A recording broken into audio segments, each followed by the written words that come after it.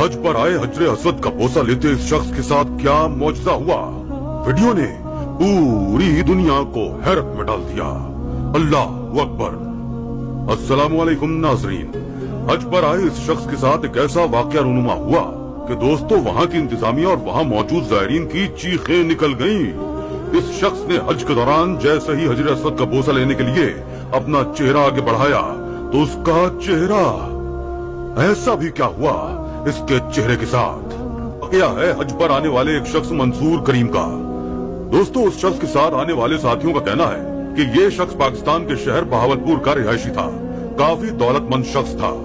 अपने दोस्तों के साथ हज की अदायगी के लिए आया था, लेकिन जो कुछ इस शख्स के साथ हुआ देखने वालों की रूह तक कांप गई। मंसूर करीम तकरीबन 50 से 55 साल एक शख्स था जिसने अपने दोस्तों के साथ ही हज के तमाम अरकान अदा किए। हर बार की तरह इस बार हज के दौरान बहुत रश था। कोई ही खुशनसीब होता है जिसे हजरे असवद का बोसा लेना नसीब होता है। दोस्तों हजरे असवद खाना काबा में नस्ब किए जाने वाला जन्नत का एक पत्थर है जिसकी फजीलत के बारे में अहादीस में आता है कि हजरत अब्दुल्ला बिन उमर रज़ी अल्लाह ताला अन्हु बयान करते हैं कि मैंने नबी करीम सल्लल्लाहु अलैहि वसल्लम को ये फरमाते हुए सुना, बिला शुबा हजरे असवद और मकाम इब्राहिम जन्नत के याकूतों में से याकूत हैं। अल्लाह ताला ने इनके नूर और रोशनी को खत्म कर दिया है।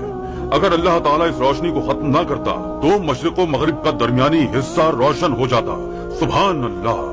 हजरे असवद की फजीलत का जिक्र हम इस वीडियो के आखिर में करेंगे, लेकिन पहले हम आपको वो वाकया बताते हैं जो कि हज के दौरान पेश आया। मंसूर करीम नामी शख्स के दोस्तों का कहना है कि पूरे हज के दौरान मंसूर बहुत चुपचाप और बेचैन सा दिखाई दे रहा था। इसके चेहरे पर बार बार बदहवासी छा रही थी और फिर उसका पूरा जिस्म पसीने से शरबूर हो जाता। इस शख्स के दोस्त भी मंसूर की हालत देखकर परेशान हो जाते। वो जब से खाने काबा आया था परेशान सा था। एक दो बार इसके दोस्तों ने भी मंसूर से इसकी खराब तबीयत और बदहवासी की वजह पूछी, लेकिन वो बात को टाल गया। एक बार वो तवाफ़े काबा कर रहा था कि दौरान तवाफ ही इस पर घबराहट सी तारी हो गई। यहाँ तक कि इसके चेहरे की रंगत पीली पड़ने लगी। इसके दोस्तों ने इससे कहा कि जहाँ तुम खड़े हो वहाँ से हजरे असवद बहुत करीब है और शुरते वहाँ किसी को भी करीब नहीं जाने दे रहे, लेकिन अगर तुम मिन्नत और समाजत करोगे तो शायद तुम्हें इस बात की इजाजत मिल जाए। शायद तुम्हें हजरे असवद के इस्लाम से ही दिली सुकून हासिल हो जाए।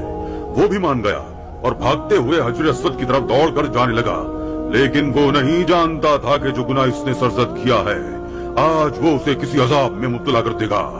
जैसे ही वो हजरे असवद के करीब पहुंचा, वहाँ तैनात अमले ने इसे पीछे धकेल दिया। वो रोने लगा, गिड़गिड़ाने लगा कि मुझे एक बार हजरे असवद का बोसा लेने दो।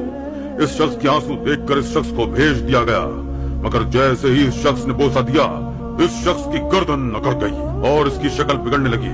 ये देखकर वहाँ का अमला परेशान हो गया। इस शख्स के चेहरे के मसामों से खून निकलने लगा। वहाँ मौजूद अमले के लोग और ज़ायरीन हैरान व परेशान से हो गए। वो शख्स बुरी तरह से चिल्ला रहा था। वहाँ हज की वजह से पहले ही लोगों का एक बड़ा मजमा था। इस पर ऐसा वाक़या रूनुमा हो जाने पर जो शख्स भी आदमी की तरफ देखता कानों को हाथ लगाने लगता, अस्तगफिरुल्लाह पढ़ने लगता। वो शख्स अपने चेहरे को बुरी तरह से नोचने लगा, चिल्लाने लगा और आखिर इसी हालत में इंतकाल कर गया।